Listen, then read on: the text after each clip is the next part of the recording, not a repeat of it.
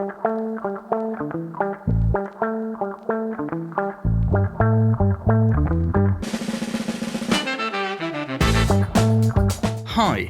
I'm Ole, and I'm at Villa de Bank in Enschede, and this is Art Safari. In Art Safari, we cut our way through the jungle of contemporary culture, and today we're taken on the journey by Zhang Jun. Jun is a Chinese artist who did a residency at Are in Enschede.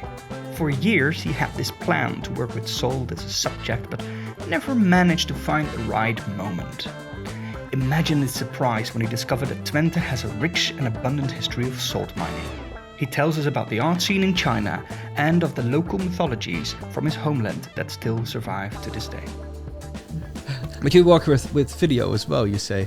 Yeah, I think before I'm more working with the physical materials, but now recently I also found film as a good medium to also continue with my work. So my last work it's finished by a film. So yeah. Ah, okay. Well, what makes film for your work a good medium then?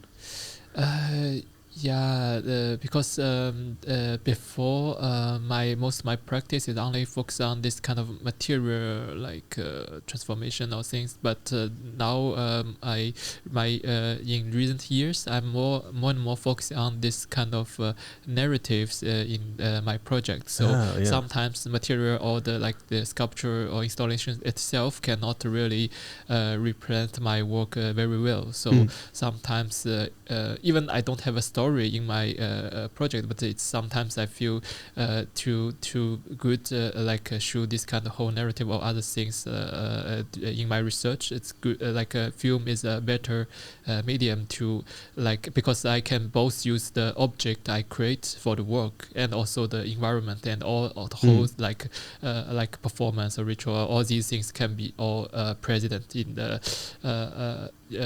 film. So this make me now a bit use film as a medium. Because I can imagine that when you do a lot of research, the development that you go through during the research process can be comparable as to the process that you go through when you're actually making an object, because you make choices along the way and you make adjustments. People see the end result of the project that you make, but at the same time to see the actual development of the research is sometimes more interesting than to just have the finished result of the research, because that's why people write papers, I guess. To show how you get to the result. As well with math, the teacher always wants to see how you get to the answer.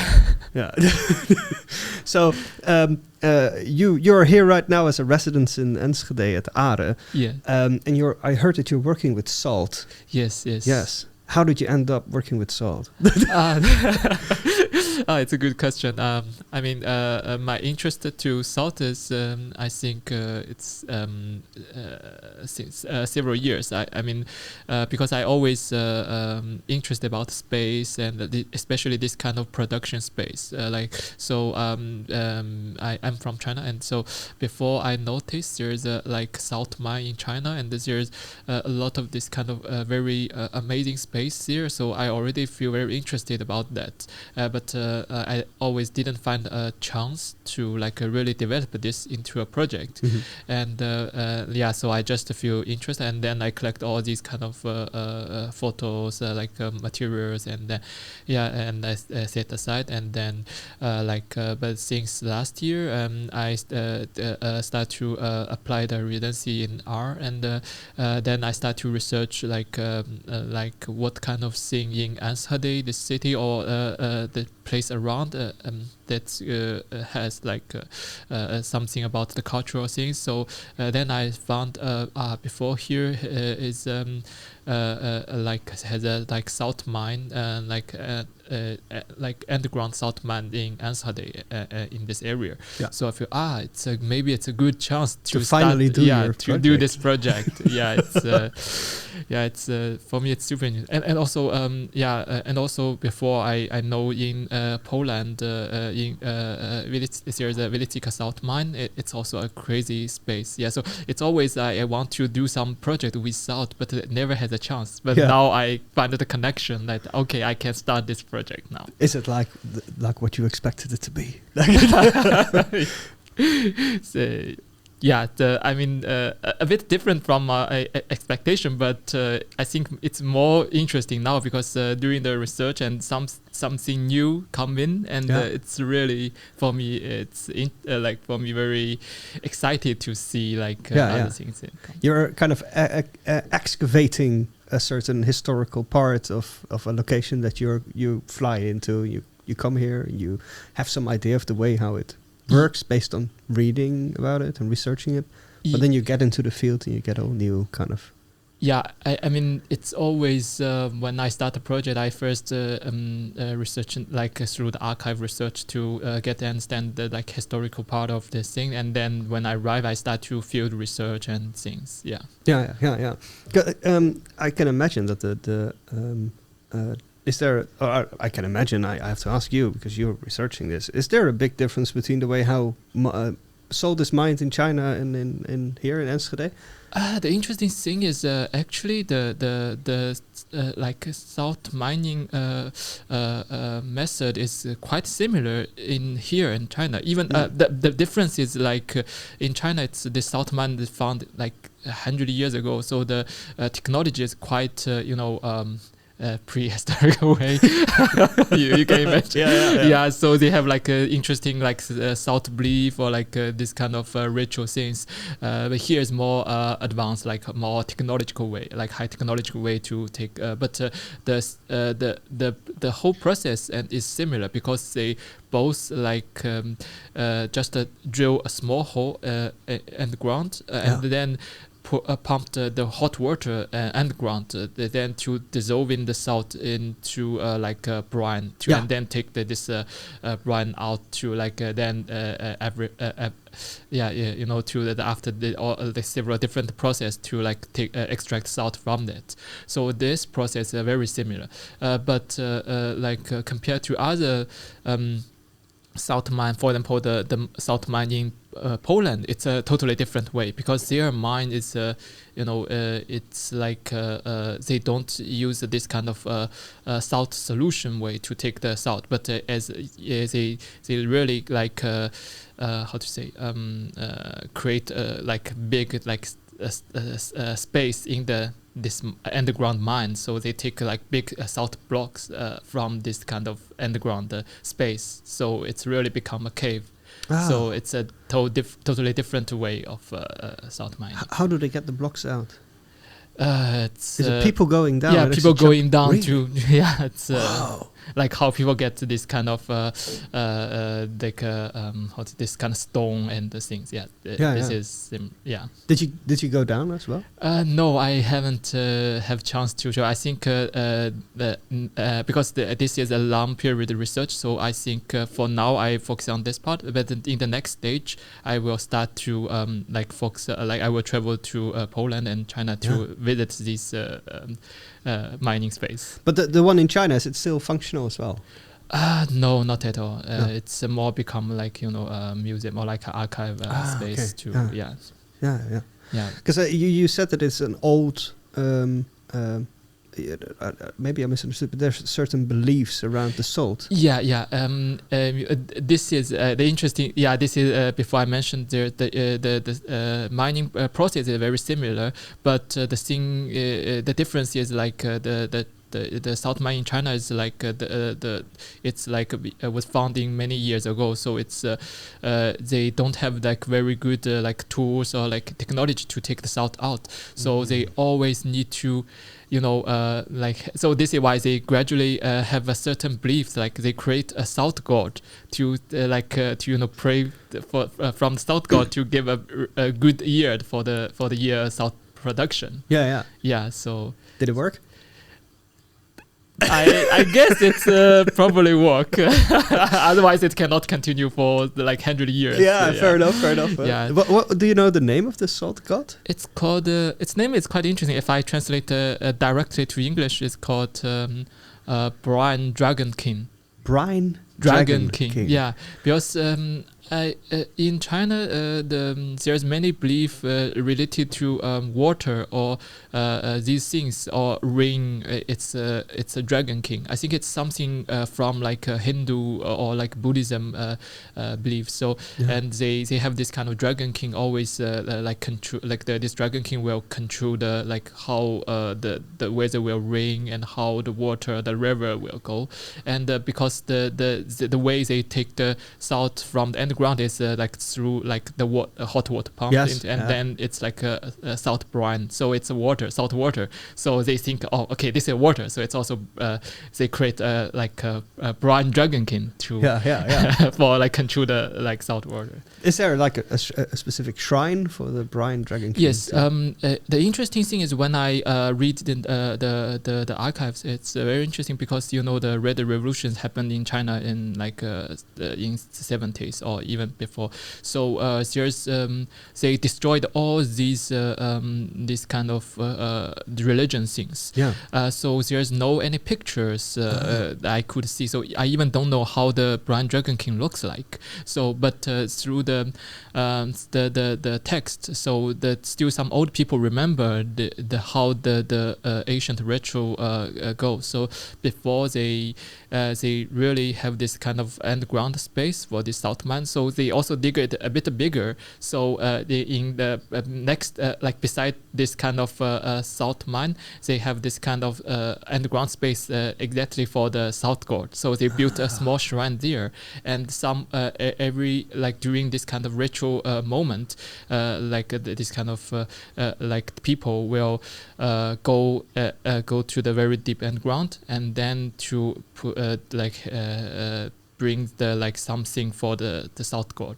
So they really need to go down to do some ritual performance in front of this shrine. So the qualities of the salt resonate through in the location where the shrine is located.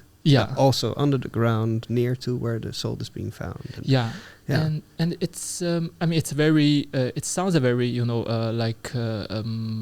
like it because it's a belief, so you think it's not so scientific way, but actually there's some scientific reason behind, because I during the archive research I figured out what they need to bring to the salt god is they need to take the very the sea water and the spring water to the underground for sacrifice to the salt god. And I think there's they need to sometimes they need to test if the solution, the salt solution is good enough like for this new year, like the next year's product.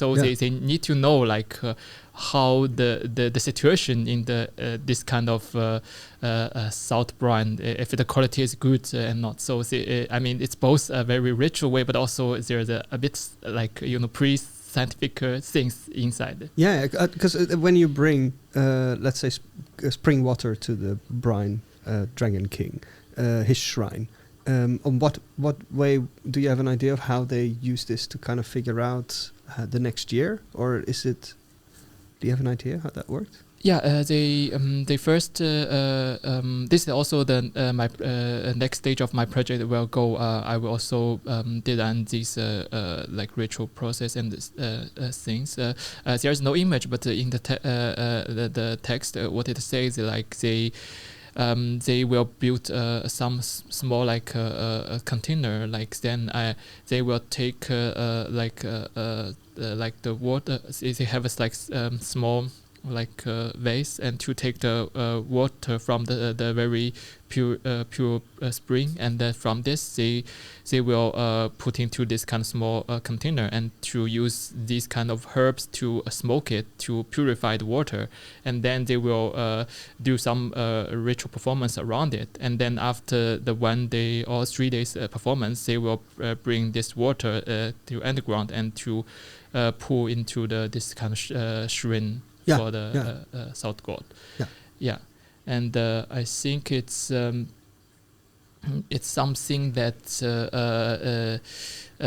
because the concentration of the brine is very important for the salt production. So what they want to do is to still they have the belief because if it's the concentration is too low, and then this means there's not so many salt contents in the brine, so this is not good. But if it's too much, it's also some problem. So they need to balance these things in between.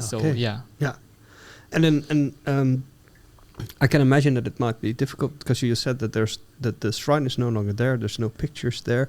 How do you find information about it then? Are there people cataloging? There's several books or research did by some these archaeologists or anthropologists, and they have researched this kind of ritual and beliefs and in this local area. So they recorded some memories from this old people. So the stories from them. So there's they already become some archive, so I can read. But for me, it's also interesting thing is because you don't have the image, so you don't know how it looks like. So but you have some text to describe how it should looks. But then the things between text and image, there are some gaps. Mm-hmm, so this. Actually, for me, it's better because it provides me some freedom to create my own project.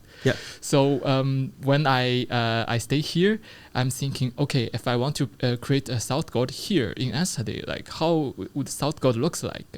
If there's really an image about south god, then it's for me it's a bit boring because why I need to bring the south god to here. But then if I don't know how it looks like, so I have the totally freedom to create what it could look like. So what I do is I go to the museum in Enschede, the fabrication museum. The Museum Fabriek.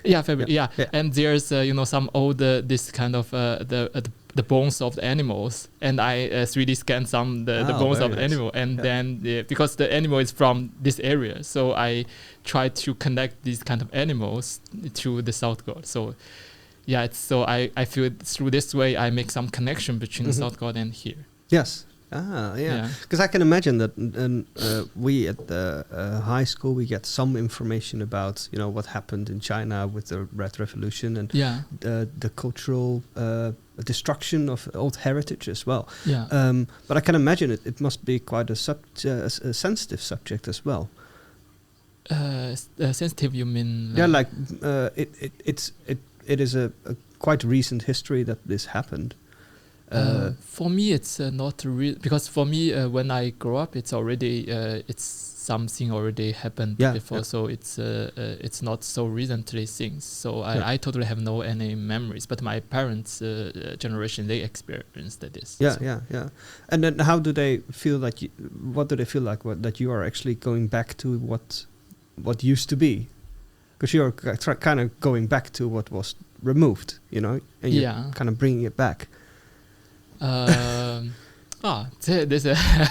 never talked with my parents about this. So, but I guessing for them it's also something new. I guess because their generation actually, compared to my grandparents, they didn't see so much things about. They only experienced so many things got destroyed.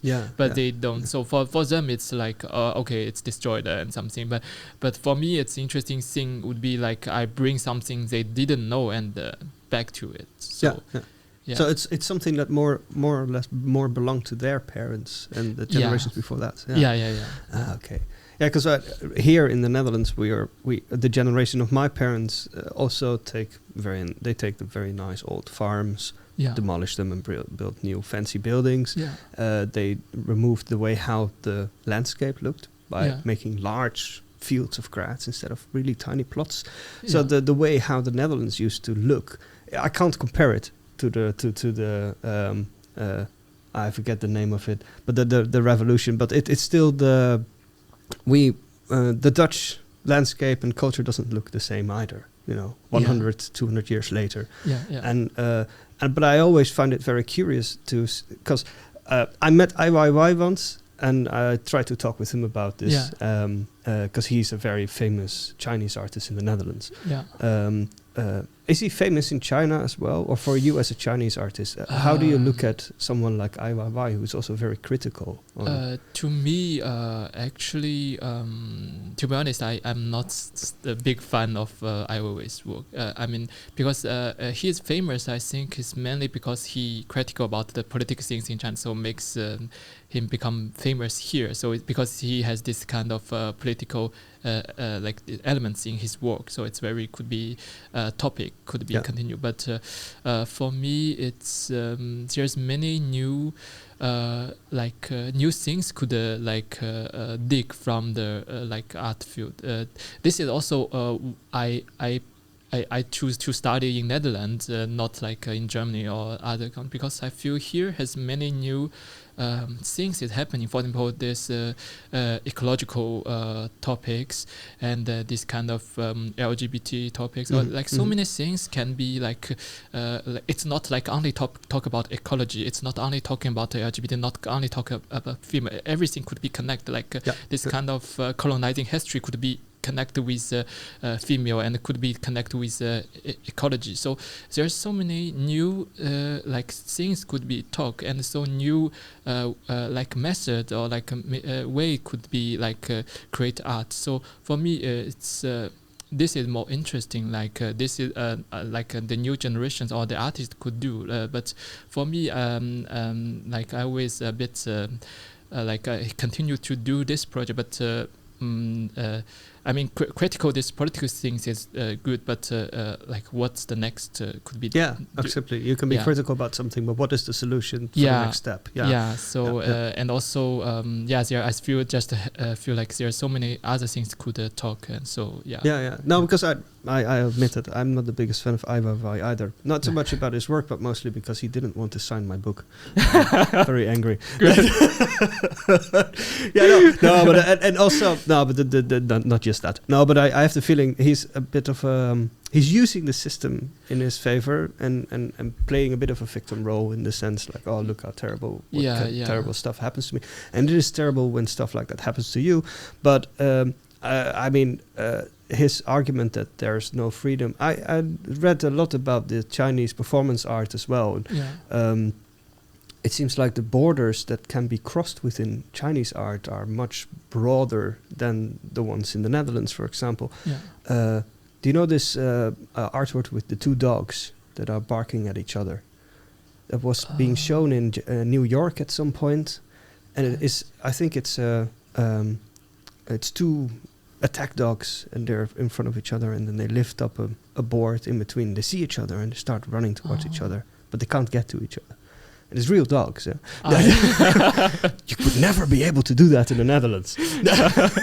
But apparently in China it's okay. So for me, as a Dutch guy, I have no clue what's going on in your country. Because the only stuff that I hear is either Ai Weiwei or very extreme performance art or I mean, the political thing is really, especially these years.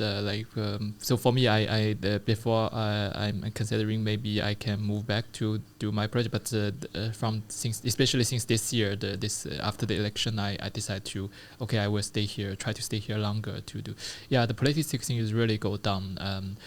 So it's really has so many problems. So, but I think the real thing happened to the normal people's life. It's totally different from the artist work. So this is why I don't artist like only for example, like I always work, because he I think for me he is more using this kind of topic to make him like famous, but he didn't really realize what happened there, and what really this kind of terrible, like, okay, this is terrible, but how terrible these things happen to the normal people, how it influences their normal life, like what will they do, or what they need to, like, so he's never, he is only say, oh, this is bad, but it's never like really looking to the details, like what's really happening there. So yeah, and also how this kind of politics like influence the human rights, how it influenced like the whole the ecology of the planet, like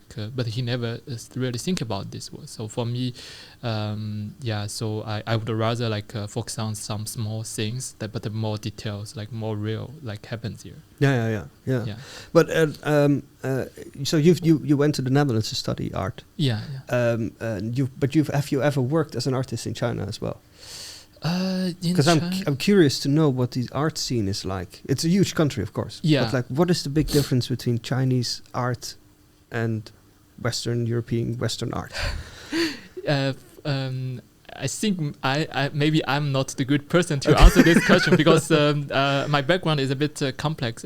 So I studied actually interior architecture in China. So but I don't like the architecture like architect work. So I worked several years, but then I started to do my own experiments.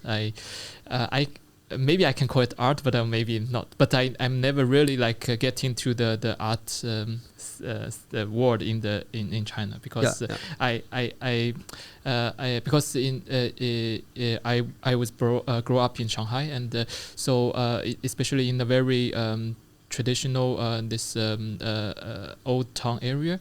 So but during this kind of development in last 20 years, so many old buildings was demolished, but I have so many like memories and it's like cultural things related to these areas. So I'm really sad to see how these buildings when I grow up they was demolished. So I at that moment I always climbed into these kind of old demolished buildings, although it's not legal, so it's I climbed into a illegal way, and then to build some installations in these kind of demolished buildings, and then like to stay there and to see. So it's maybe it could be defined as like performance art or other, like I don't know how could I define it. Maybe art in the public space. In public space. Demolished space.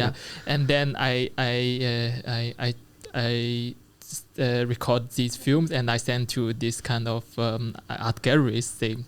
They just totally kick me out. Like they never, so because I feel for me, my feeling because I always go to the exhibitions, but then for me, the this kind of art scene in China or in Asia, my feeling is it's still very traditional way, like old fashioned way. So they still have like paintings, sculptures, and although there's some like new technologies like digital things, VR things, it's so like games, or it's very popular, but still in a very traditional way. But here is more like experiment and has more new topics could start. So for me, although I'm not like a professional artist when I was there, but for me as like a viewer, I would say it's very. The big difference is like the way they think about art is more like a craft, like a bit like Japan. Like still for me, like many artists, what their work they produce is like a beautiful ceramics, a beautiful things with a very nice, beautiful concept or like idea. But this for me, it's a bit like. A bit older-fashioned ways of how you define art. So, but when I come here, like suddenly, wow, it's so many new things I could discuss and could talk about. So. Yeah, but the Shanghai is quite a big city, no? It's super big city. It's a bit like London. What is it like growing up in a super big city in China? What is it like to grow up in a super big city like that? Because I've been to London, but I understand the language, what's going on there. Of course, you understand the language in Shanghai, but the culture must be quite different compared to London. Yeah, for me, the thing is, Shanghai now, what Shanghai looks is very similar as London. So it's super like this kind of modern big city life. But when I was young, the life is a bit more similar here.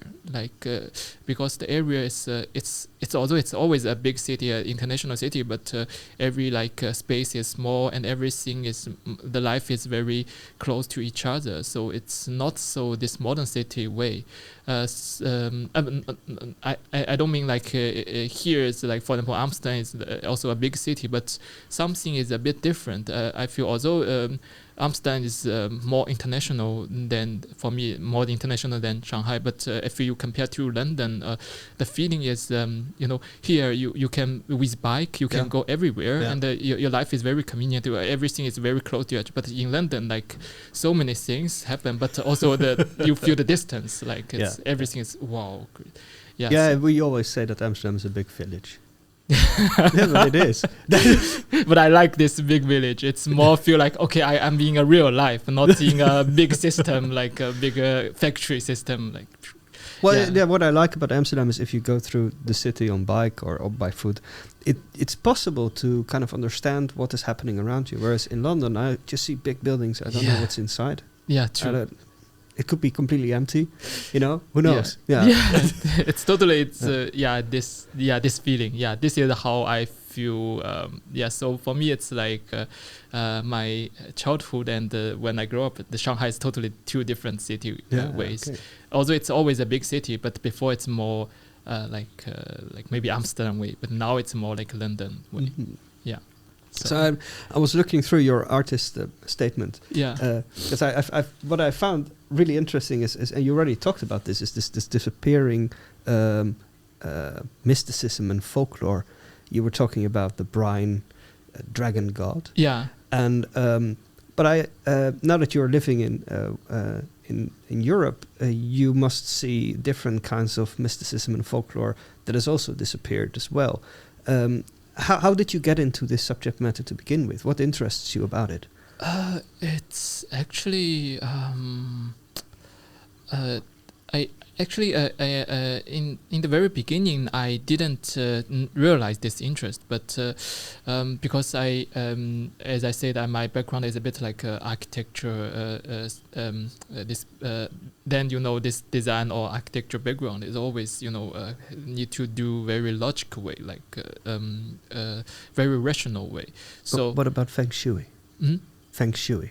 Feng shui. Feng shui. Feng shui.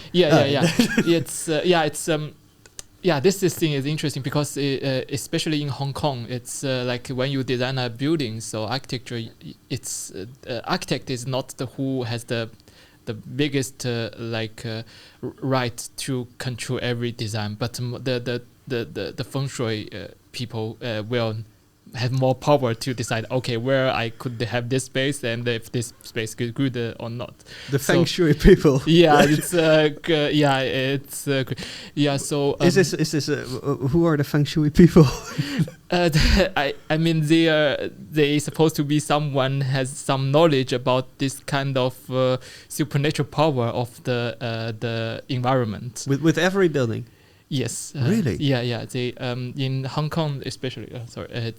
Especially in Hong Kong, people really believe this. So they really into it. So when every this kind of this kind of big buildings was built, they not only invite the architect, but they invite this feng shui shi, this people who know feng shui about that. But for me, when my education in architecture or design, it's always even there's speculative design, but still they you need to do every research very logically right, and everything should be right. But when I grow up, especially in my childhood, although China is developing, but the government never believe the religion. No religion, no belief. The only thing is scientific. Only thing is the reasonable. But still, my parents still experience a lot of this kind of old cultures or beliefs there. So when I grow up, my parents always like tell me this kind of stories. So they, like, for example, I also of course when I have some illness, I will go to the hospital, but they will still have some weird like beliefs, like drink this kind of weird water, you will like become better or something like. So when I grow up, it's always full of these things, but in the beginning I didn't realize these kind of things around me, but just something like it's inside my body. But when I arrive Netherlands, especially in Netherlands, it's also if you compare to Italy or like South Europe, here has not so much this kind of folklore legend or things. Here is more also very logically things, right? But when I research this kind of cultural heritage, you always will like go back to like, or you will find this kind of folklore legend, or even this cultural heritage is here, but the legend is not in Netherlands. It's more like around other like France or like Italy or like North Germany, Europe. Germany. Yeah. So this make me find interesting. Like here, I feel like here has the cultural heritage, but the folklore legend is or like this kind of local belief or these things is empty. There not so many exist. So for me, it's interesting. Like it certainly make me realize, it's when I grew up. I also experienced a lot of this kind of thing. So this kind of thing in between science and in this kind of occult or this kind of mystery part things. There's something in between is super interesting for me. So so now my recent work is try to catch this kind of energy in between the scientific theory and or more this kind of a historical energy. Yeah, because China also has this like the Chinese medicine, of course. Where eating what is it? The nose of a rhino is a good aphrodisiac, I've heard. You ever tried this? No, of course it's illegal. So is it illegal? Yeah, I mean most things in this traditional Chinese medicine is illegal. You cannot find it, but the rich people can get it. But for normal people, you cannot. But why is it illegal? Because this animal is protected animal. Okay, you cannot get. Okay. Fair enough. But other Chinese medicine is available, right? Like no, actually, I would say most of these things there's a very underground industry there, so you can find this medicine, but most thing is illegal. And, I mean, there's still like legal this kind of Chinese medicine or things from like herbs or things. This is illegal, but many, but as you maybe already know, like many these kind of medicines like related to this kind of animals, but some of the animal is like protect animals. Of course, it's like the rhino. Also, but also I think my next several research will will start to focus on this, because the interesting thing is how now, especially recently, and I read these kind of articles, then I understand like how this kind of underground medicine theories and the industry like destroy the ecosystem. Like they need to kill so many this kind of for example rhino or like some other animals.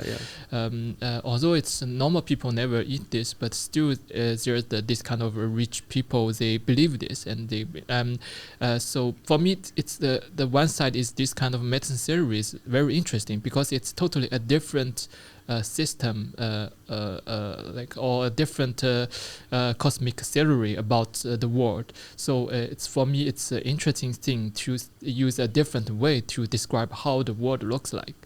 And also there's another way is this kind of theory or these kind of beliefs, it's really influence the ecosystem in our planet. So this kind of thing in between is for me it's very interesting thing, and then could go deeper to see. Because I can imagine that there can also be kind of of truth in it still, though. Like looking at the Aboriginals, they used to have this root that they would drink if they wanted to. If the child couldn't come to Earth, they would have an abortion through having a special herb tea or something like this. So there is certain indigenous science or medicine inside of it that has. In the Netherlands, we would eat the bark of the willow tree. Yes, I have read. It's for me. It's very interesting. That's kind of like Chinese medicine. Without the Chinese. Yeah. This kind of indigenous science. It's very interesting. Right? It's because in I think in Netherlands there's so many this kind of like willow tree, and then when I first know, wow, you eat the bark and it can heal somebody, like wow. Yeah, it's the same. It has the same stuff in it as aspirin. Yes, and also the interesting thing is before I'm reading something about the origin of the Netherlands. There's some legend talking like because here we always say here is lowland, like there's no so many trees, everything is so flat. But in some in the ocean like ancient legend, it's actually talking about like people cutting the trees and then the flood coming thing. So maybe this kind of willow tree legend is from the even older history, and then in this history it's even it's a legend, but maybe it's tell the truth, like maybe here before it's like full of this kind of willow tree or this ecosystem, and then people grow this kind of knowledge from that. Well, I mean we are a very wet country, and a willow tree can withstand the wet very well, moist environments, but it's also a very easy tree to grow if you have a lot of water, and it grows very fast. So you can make what they use. Maybe you've seen it around. You have these large stumps, like tree, and then a lot of branches coming out of it. And this is because they would take out these branches. Usually they would be lower to the ground, just like a bush. Cut off all the branches and make baskets out of it, or use it for sheds for animals, or walls. But because they didn't need this anymore because of plastic and metal and this stuff, they just let the trees grow. So what you see is a kind of a bush that grow up, and then you have all this stuff coming out. And they still cut it because they start to understand again that it's a nice product to work with. And it's easy. It goes so fast. It's like bamboo. It's a Dutch bamboo. Dutch bamboo. Yeah, I really believe so. Okay, wow. Then it's also make me feel like it's similar. I mean, like similar as the body of like Chinese people and Dutch people. Like bamboo is this, willow tree is that, and also Dutch people is. Yeah, we are quite fat, but I don't think strong. It's because of it's an interesting analogy. But you've seen this bamboo. They can go very long. And the Chinese people are not that long. But I heard that's because there's not a lot of dairy in the like cow milk and this kind of stuff in the culture of the Chinese as well. Because I think milk is like drink milk, like cow milk is very later things. Like, lactose rich. But more before it's like this kind of milk from tofu. Or, more like almond milk. This kind of stuff. Almond milk, like beans milk, like this. I heard a legend about how the Netherlands was created, which is it has nothing to do with trees, but you know how we have dikes around the country, to keep out the water. And when God came, the story of Noah's Ark. He gathers all the animals on top of a boat, and all the animals didn't eat each other. It's amazing. And then all the flood came, but the Dutch had dikes. It was to kill all the evil people, but we survived because we could keep the water out, and that's why the Dutch are so evil. That's what they say. Fair enough. So there's a creation myth for you. Yes, wow, it's a good inspiration. We have lore, only maybe not the best. But this indigenous science, when you look at in a way. what's interesting is we seem to maybe misunderstand how people in the past had these very they knew how the world around them worked, but they didn't have the scientific methods or conclusions that we drew, and then we tell them they're stupid because they didn't have the same way to get to the conclusion as we did. Last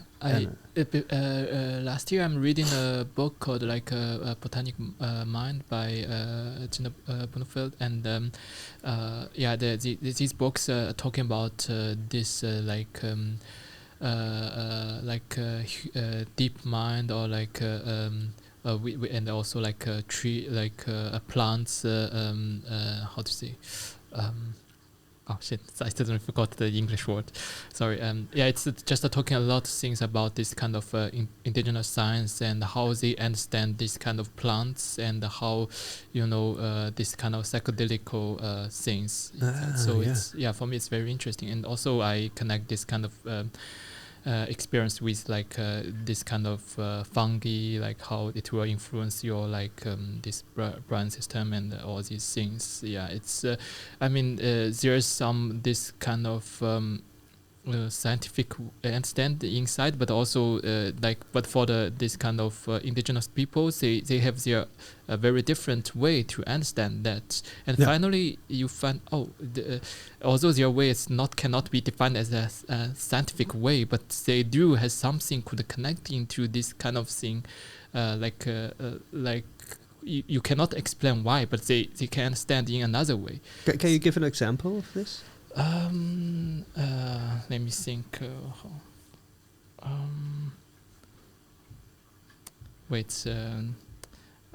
I need to remember. That's okay. Think about it, because in the meantime, what you were talking about before, about the relationship between, or the connectivity with plants and fungi, for example, it reminds me a lot of this. You know the stoned ape theory? Stoned ape? No. No, this is the idea that we, when we come out from the trees as monkeys, we go into the savannah, and there's this droppings of what is it? Not a deer, a gnu. These animals that live in the savannah. Yeah. They look a bit like a deer, but they are not. Antelope. That's the word. Okay. There's an antelope, and they poop. And in the poop of these antelopes, it's very common to get these mushrooms, and they have this psilocybin in it. Okay. And so they eat it. The monkeys eat it, and they go crazy because of the psychedelic trip. Yeah. And once you understand that you can eat a mushroom and not die of it, why not eat it? So they eat the mushroom and they have a trip, and another one.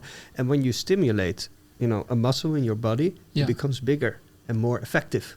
The same way in the brain. So when you stimulate the brain with psychedelic influences, we get bigger heads. Because we become more. I don't know. Did you ever try mushrooms? Yeah. I've tried this so many times. Yeah. Welcome to the Netherlands. Or is this Chinese medicine? No, it's Netherlands, Dutch medicine. So you understand that you get all these ideas and these insights about things that you never had before. You make connections. Yeah, actually, the first time I tried mushroom is I have a trip to Indonesia, Bali Island, and because I think they have some illegal. This mushroom is even more powerful than this mycelium things here, and I tried the first time there, and this ones make me really go to a very big trip, and then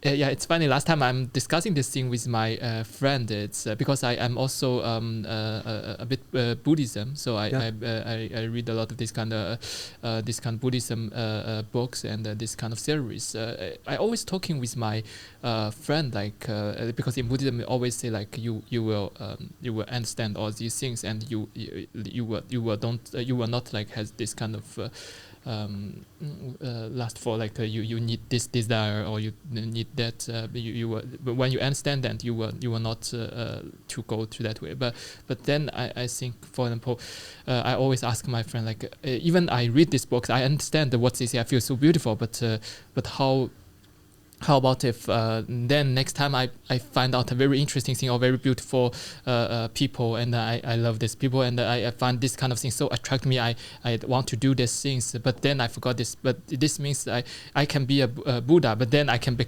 like back to a normal human again. Then I'm talking this, but then suddenly we're talking about the body mutation, and then we are talking because when during my trip in Indonesia, I eat this kind of mushroom, and I really go to a very a trip that I cannot really lose my control of my body, and in one moment I feel really bad of my body, and suddenly I don't know because maybe.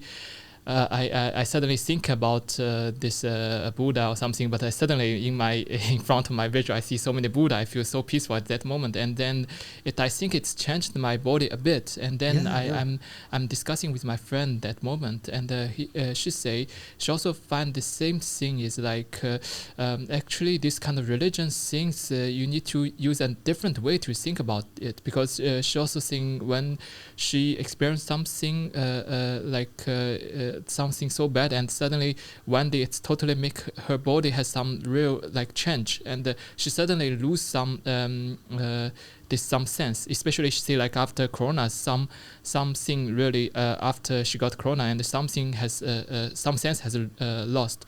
So this means in some point even she want, but she cannot do it because some part it has already changed. So this means for this kind of religion you cannot only understand from your mind but also your body, but the body mutation is difficult to change by your own by yourself, but this kind of psychedelic or this kind of mushroom or this kind of plants can help you change the inside the system of the body, and when the mutation happen in your body, it's also like totally change your mind, and these things together will makes you understand what really happened. So this suddenly I make the connection with this kind of religion and this kind of psychedelic trip. Then I understand if I only read the theory, so it will not become true. But when this theory and this kind of body mutation happen together, and this thing will really happen.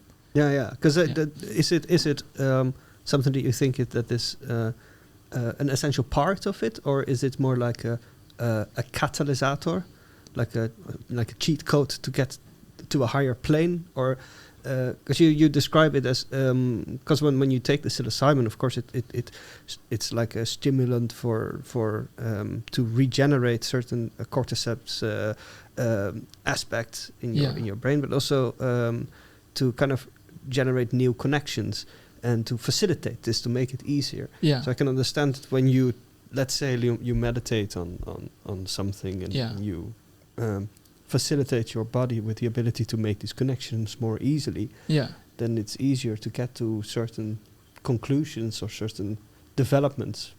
Like, for example, when you do a lot of workouts and you eat a lot of protein. So the psychedelics are the protein of religion. Maybe. But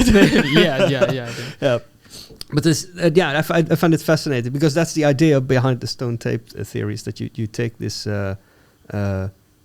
This is the basis of consciousness in the human, of the self-awareness. That you can grow out of your body and look at yourself, and all of a sudden you are aware, like, I'm not wearing any clothes. Shit. Adam and Eve, they take the forbidden fruit, and then they become aware that they're naked and they cover up. I remember in that book it says like maybe the first this kind of human consciousness comes because our Asians they mystically eat this kind of mushrooms. So this kind of psychedelic trip first generates the human consciousness. Although this theory you cannot say it's scientifically true, but I somehow I believe this. It's nice to believe. For me, it's also interesting to also connect this to this Gaia theory, like to think the planet has some the whole planet as some thing that has consciousness. So actually this kind of geological transformation, or this kind of body mutation, or everything grow is actually some kind of consciousness by the planet, itself. Yeah. So yeah. Yeah, because that's when you look at the mushrooms, for example, the biggest living organism is a honey spore mushroom, I think. Or I don't know exactly the name, but it's a really big mycelial mass somewhere in North America, and it's really old as well. And the same with trees. You know, you have this very slow growing and developing body that's, you know, has its tendrils out and feeling. Yeah. They get senses from what's going around them. Yeah. And we humans, we think to ourselves, yeah, you know, just a tree, you know, cut it down, we'll make a fire. But we kind of have a fixed position on how we see the experience of the world around us, and we kind of discredit animals or trees or plants, saying, well, they don't really fully experience it because they're not like us, because we look through the lens of being a human. Yeah, yeah. And I think that's also when people talk about aliens, is the fear that they have, because it's the same as us looking at ants, you know? Yeah. When you see a bunch of ants, you think, it's just a bunch of ants. But and for the, maybe in the perspective of the ant, they're like very developed and they have a community, and or maybe they don't think about it at all, I don't know. But if something very, very intelligent and galactic would come to the Earth, and see us fight each other with nuclear war and stuff, like, stupid creatures, they will just destroy us. Yeah, maybe it's going a bit too far. But no, but what I was thinking about is the way how we look at plants, or at it's also a bit comparable as how we look at, because I was reading a bit into it just before about this, you know, the cargo cults. Cargo codes. Yeah. Maybe I didn't know this English name, but maybe I have. I wrote it down. Let me really quickly get my notebook, because I cannot read my own handwriting from a distance. Because you were talking about this, a bit of this indigenous sciences, but also about this idea of future archaeology. Yeah. You know, when you know, in America, they had this war with, in the World War, they had this fight with Japan. Yeah. And they would go around in this area to set up air bases. Oh, okay. And the indigenous people in the islands never seen an airplane before. So they don't know what it is. All of a sudden, these guys come down, they land on the floor, give out chocolate and alcohol. And then they leave because the war is over. And then they start dressing up like American airplane soldiers and building planes out of bushes and landing strips out of rocks, hoping that they come back. It's the cargo from the ships that they hand out. And they build a whole cult around it. You know this? No, it's the first time I heard this story. I will show you pictures afterwards. It's amazing, because they make these ritual like goggles from the guys that run the airplanes. They make these goggles that they put on the eyes to kind of have these rituals of signaling in the airplanes, but the airplanes don't come. Well, then the story, like, you know, in many like this kind of scientific fiction or movies, they always like the Asian people are waiting for these rituals, waiting for the like, you know, this kind of aliens to like come back to think. But now it makes sense, make this connection. It's like what maybe we thought is like some like god or like some supernatural power is actually maybe some another like culture, like another civilization. Yeah, or maybe even in nature. You know, there's a lot of stuff that we don't understand around us in nature that we look at and we say, well, the sun comes up, must be something doing this, you know. And then we have these rituals. South America, they have these blood rituals to make the sun come up again, because if you don't offer somebody, you know, then the sun won't come up. And maybe I always have this, that when I cycle towards the green light, I always go faster, faster, faster. If I don't make it, something bad will happen. I have this a lot. You don't have this? No, I also have some small this kind of rules, but I can totally understand. Yeah. So that in a way we are maybe it's integrated in a human, that we're trying to figure out how do we connect with the world around us. We're always looking through this filter and trying to find a connection. Yeah. And maybe that's also trying to explain it. There's a basis for mysticism and folklore. Yeah. Yeah. I really like this theme of folklore. Yeah. and I'm really curious to know, because I asked before, do you have an example of stuff that you run into in Europe? Yeah, it's there's many story, but I cannot remember now. But maybe there's one example, but not folklore, but more like this kind of very old medicine theory. It's like when I researched this salt, I found one interesting thing. It's I didn't know this before, so this become my next stage of my this salt project. Is I found an interesting picture that it's a old etching that shows like several this French female as I use salt to like put on their husband's body, like this, this. So what they believe is like salt could help the sexuality to really. Then I feel wow, this because this picture looks really interesting, and then I can imagine. I will show you later. And then I start to research. I try to find. I just Google like all like the articles to find if there's really some scientific like theory like the salt could help this sexuality. It's of course you put your salt directly on your this part, it will not work. It's, of course, this is not true. But for example, they do find out like because this chemical elements in salt and the like for example when female body like during the pregnant they really need salt as the element to help the body to. So there do some like scientific reasons inside, but it's not as that way. But for me, the interesting thing is this kind of image shows a very another way of to deal with this kind of body and things. So left a lot of imagination space for me to continue the project. Yeah, because what I find interesting, what we ran into in Europe, of course, is we have the Enlightenment, which kind of removes us from this mystical and folklorish kind of beliefs and ideas, and then we demolished the ruling position of the church as well. So all of a sudden we have to figure out for ourselves where the morals and ethics lay.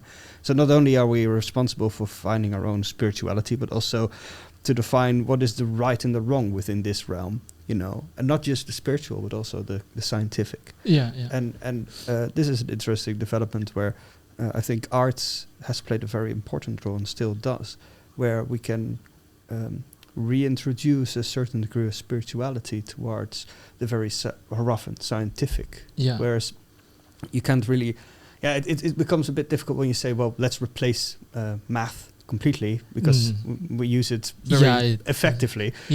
But at the same time, it has a spiritual origin with regards to the Greeks, chaotic rhythms and music, and this idea of that it comes from the gods to the humans. So there's the origin of these scientific movements is already quite mythological and folklorish. Yeah, for me it's it's not like to research this kind of things, not to like replace this, not say okay this is better than science. Of course it's not. There's many things. Of course when you get like some ill, you will go to the hospital. Of course, but it's not. So it's the reason it's not like replace mass, replace this, but it's more like because it's more things like through this kind of. This kind of weird belief or things and knowledge, it creates some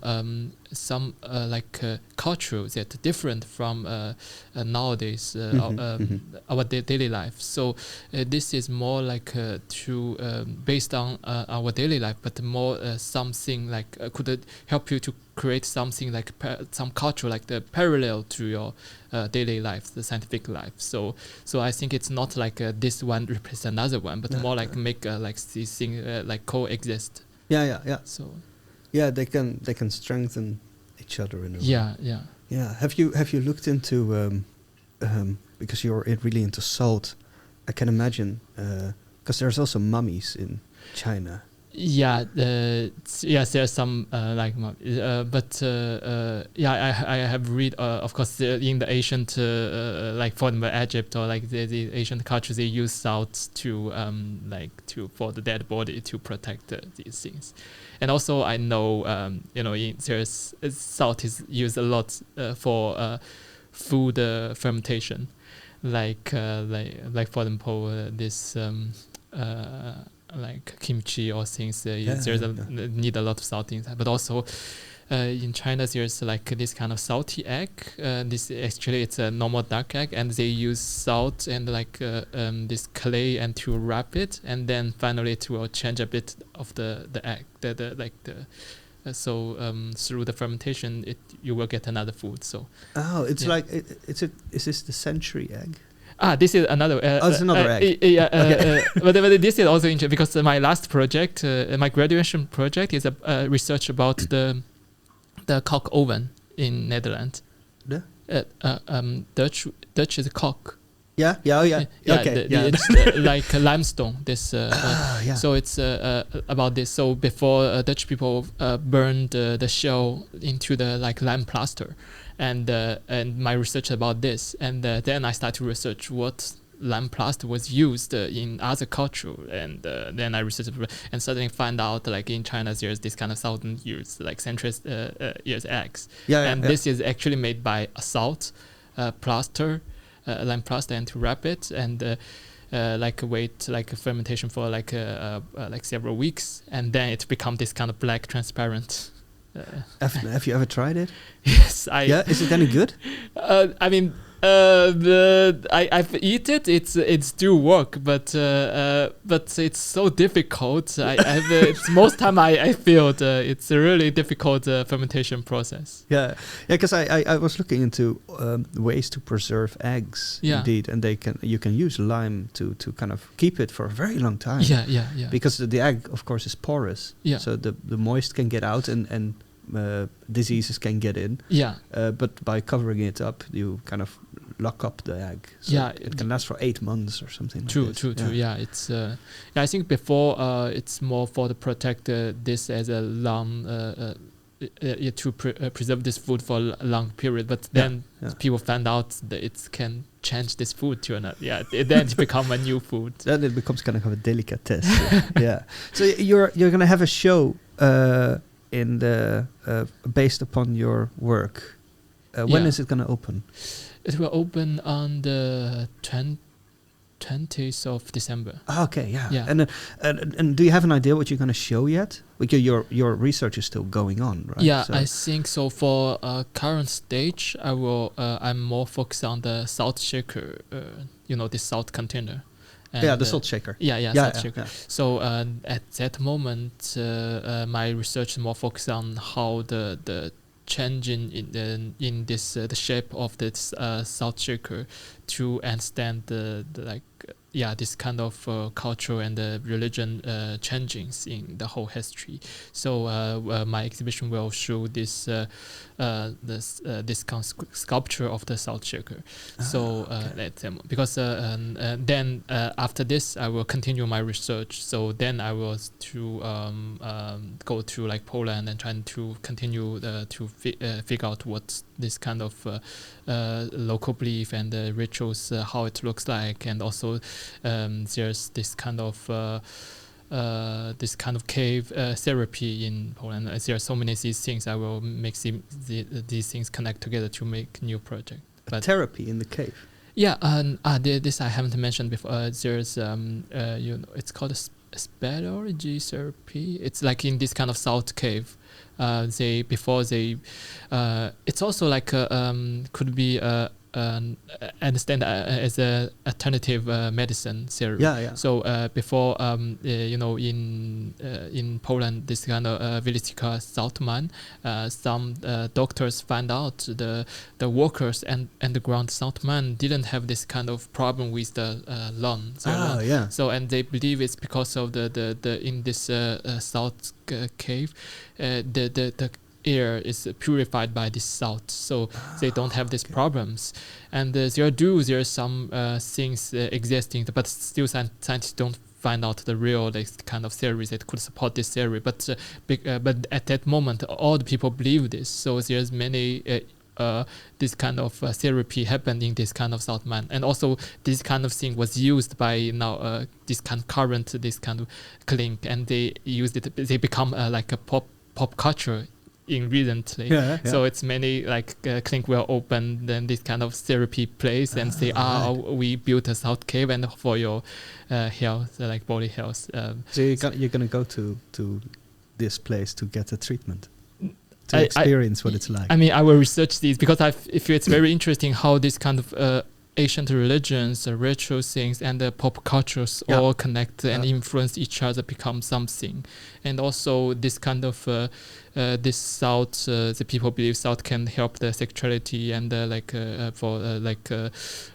procreation. So I will connect this too, because in Asia, like China, Japan, Korea, the society really meet like a big crisis of the populations. So and this kind of crisis of population really make the government, for example, especially in China, they have many policies to help the people to have the baby, but these kind of policies really against the female right and this kind of LGBT people's right. So this will cause a lot of problems. So I want to use all these things to reimagine a new ways of birth or way or ritual thing. So I try to make all these things together. So this is the next stage. But in the exhibition in next month, it will more focus on the salt shaker itself. So you've researched the development of the salt shaker? Yeah. Where did it start? Where did it start? If you look into how did it change or develop or become the salt shaker that we have today? Yeah, it's actually last time I went to this Salt Museum in Delden, and in old times, you will find out these salt shakers look so weird. It's like some weird collection, like it's just you don't think it's something for salt, because now because the shapes looks more a sculpture than like functional things. So they will have these kind of animals, weird animals, and or some things like tell the story of the legend of some like some beliefs about it. So there's many these kind of things. So and also they have some ritual reasons to, like maybe it's some of them are used for this kind of ritual performance. So their shape is very weird, but then it's gradually because before salt is so difficult to extract from, so at that moment salt is more related to like supernatural power. But then later salt become more and more, it's easy to get, and it's become your things like seasoning things on your daily life. So it's more go to your tables and then become a functional things, and then it's more the shape become the size becomes smaller, and also the shape is become more functional. So it's this kind of changing. It's really like there's this kind of cultural changing behind it. So it's funny that so apparently here also there is this spiritual relationship with. I could almost imagine there being a brine dragon god sculpture salt shaker. I'm don't say anything. Anything more. We're gonna go and check it out. Thank you so much for coming and sitting with us and having a chat with us. Thank you for listening to Art Safari. Art Safari is made possible with the support of the Mondrian Fund, the Municipality of Enschede, Wille de Bank Foundation, and Bauerheim Foundation. For more episodes, you can find us on Spotify or visit www.artsafari.show. Or you check out our YouTube channel, where all episodes of Art Safari are available to listen to and to watch. Until the next time.